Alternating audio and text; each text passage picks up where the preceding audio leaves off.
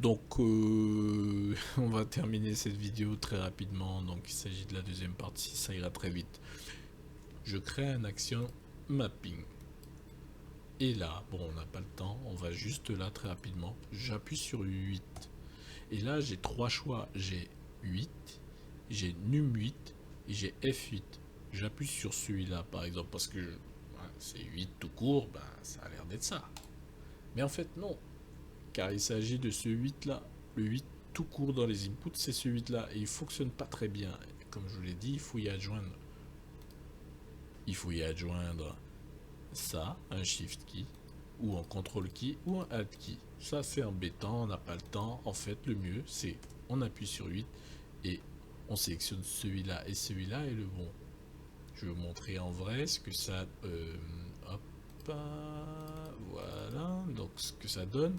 Num8, celui du clavier numérique, et 8, celui du clavier alphabétique, qui ne fonctionne pas, et F8 qui fonctionne qu'avec l'adjonction d'un shift, etc. Celui-là aussi.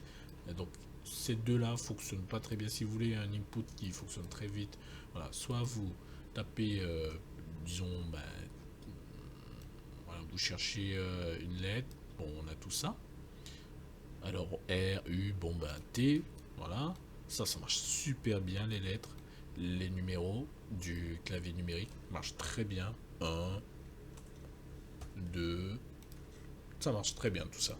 Voilà. Pour terminer, qu'est-ce que je pourrais dire? Ah oui, parlons rapidement des axis mapping. Alors eux sont particuliers car ce sont des actions, comment dire, c'est un peu comme les action mapping, mais c'est un peu mieux pour tout ce qui est mouvement continu en fait. Même si on peut le faire en réalité avec les action mapping, mais eux sont vraiment faits pour ça justement. Euh, Par exemple, j'ai move forward. Alors, si je vais dans, hop, si je tape move forward, il apparaît ici et il a un axis value. Alors, il fonctionne avec quoi? Il fonctionne avec un input, non, add input movement input, et il va juste là dans scale value. Comme vous pouvez le voir ici, c'est marqué scale value.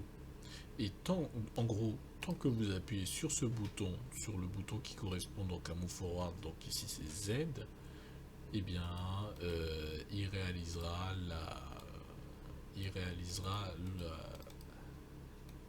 ce sera plus simple. Il réalisera l'action pour laquelle vous avez set, donc le mouvement input ici, donc la direction. Bon, ça ce sera un autre tutoriel. Voilà. Qu'est-ce que je peux dire d'autre encore sur les inputs? En gros, voilà. Le plus important quand vous utilisez un input, c'est toujours de débugger. C'est super important de débugger. Je vous montre à nouveau comment on débug. Donc, disons celui-là, par exemple F8. J'appuie sur F8. Print string. Très simplement, hein. CTRL-C, CTRL-V. Non, j'ai pas besoin. J'ai besoin de ça. Là, je suis dans mon jeu. J'appuie sur F8.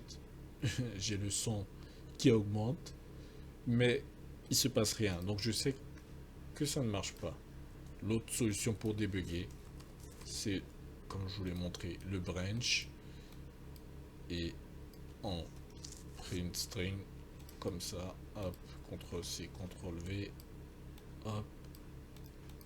Donc, en false, il dit no.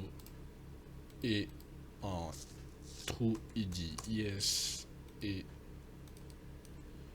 quand j'appuie sur F8, il se passe rien.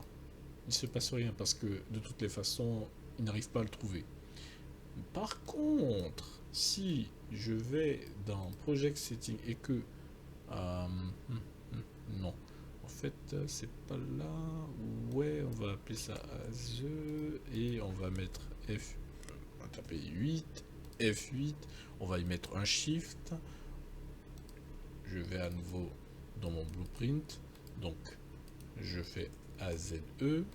Voilà. Je plug ça ici. Je supprime celui-là. Donc celui-là, c'est l'input action AZE avec la touche F8, Shift F8 pour déclencheur. Donc j'appuie sur Shift et sur F8 et là, ça marche. Et voilà, c'est tout. Je ferai d'autres tutos éventuellement sur d'autres petits points d'une réal. En tentant, je vais donc tenter avec vous de décortiquer une Real Engine. Si vous avez, si cette vidéo vous a plu, n'hésitez pas à la commenter, à mettre un like et à la partager. Sinon, mettez en commentaire les critiques pour que je puisse m'améliorer. Allez, à la prochaine.